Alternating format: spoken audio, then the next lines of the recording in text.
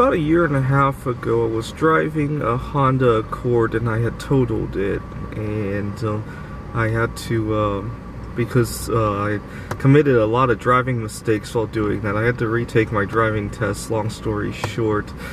And after I got my new car, this is a Mitsubishi Lancer, I swore I never wanted to go through the same thing again, so I took driving a lot more seriously after that, and I made it a goal to make this car last until it dies, basically. The reason for that goal is I had been following the Cassini mission. Cassini Grand Finale had just started when I, just after I had bought the car.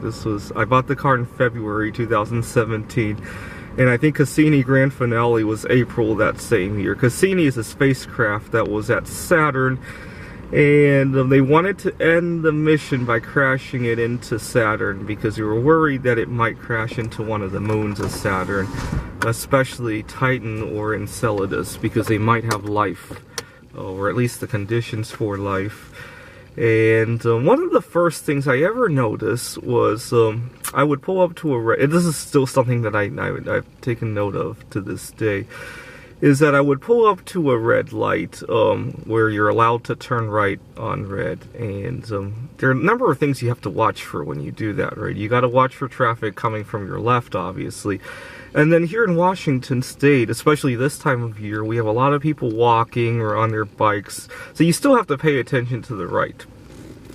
And I notice how difficult it is to watch both places at the same time. I've had a few close calls while trying to do that.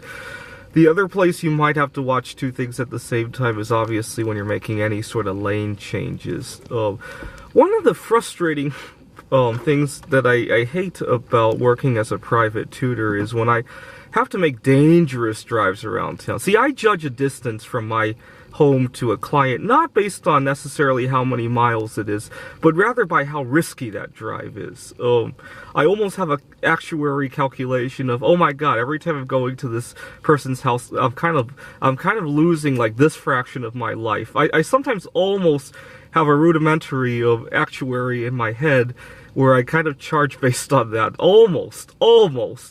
If it's a real peaceful drive and it's long and there's not a lot of lane changes and it's literally one highway and they're right off the highway, I might not charge as much as if they were 5 houses down, but there's a rapist in one house, there's a murderer in the other, and the streets are very narrow and there's lots of turns.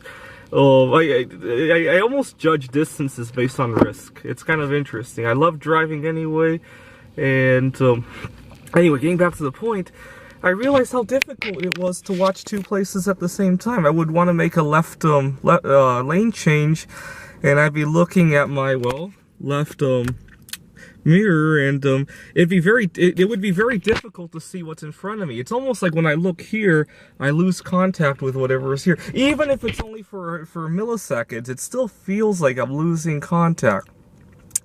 It made me realize how much in life this applies as well.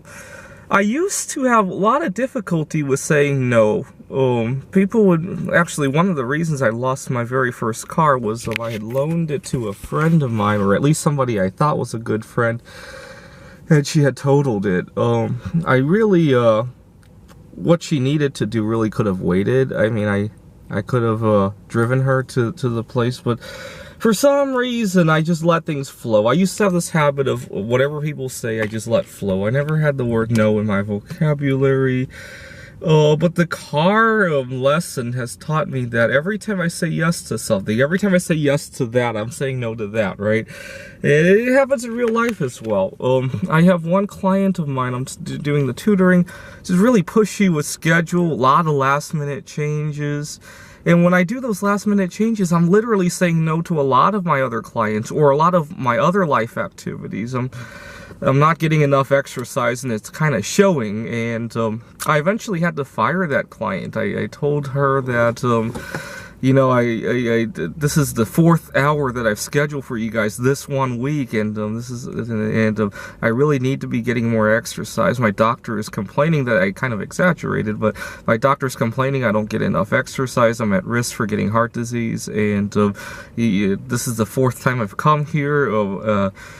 can we do any better scheduling? And she never called back, so I'm assuming that I fired her with those words. That's very good, but it made me realize that how much of every time we say yes, we're implicitly saying no to something else. Thanks for watching.